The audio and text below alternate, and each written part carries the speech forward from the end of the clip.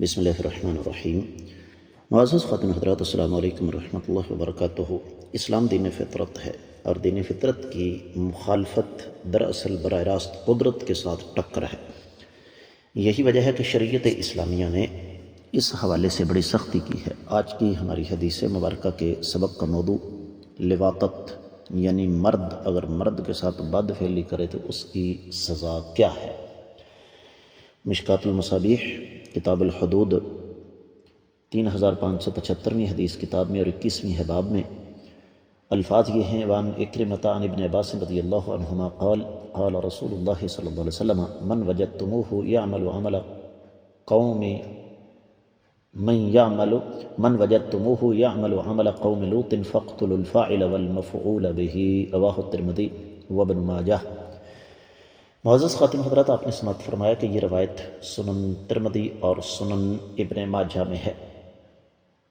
تو میں یہاں آپ کو تفصیلی حوالہ بتاتا ہوں۔ سنن ابن ماجہ کتاب الحدود اور باب ہے اغلام بازی کی سزا، 2561ویں حدیث۔ یہی حدیث سنن ابی داؤد میں 4462 اور 63 ہے، اور حدیث سند کے اعتبار سے کم از کم حسن درجے کی ہے، کم از کم حسن درجے کی، یعنی قابل حجت ہے۔ ترجمے کی طرف بڑھتے ہیں۔ سیدنا عبداللہ بن عباس رضی اللہ تعالی عنہما سے روایت ہے کہ نبی کریم صلی اللہ علیہ وسلم نے ارشاد فرمایا، جب تم کسی شخص کو قوم لوط کا عمل کرتے ہوئے دیکھو تو فاعل اور مفعول دونوں کو قتل کر دو۔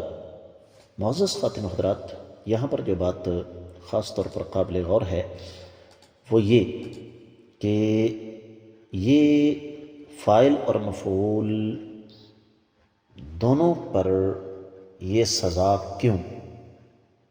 یقینی طور پر معاملہ قابل غور ہے۔ یہاں پر دو باتیں ذہن میں رکھیں۔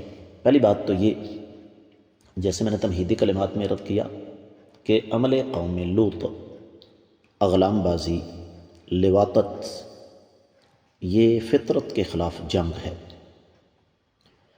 اور فطرت کے خلاف جنگ کرنا دراصل اللہ تعالیٰ کے خلاف اعلان جنگ ہے، بغاوت ہے۔ اب اس کے اسباب کیا ہیں؟ بہت سارے ہیں۔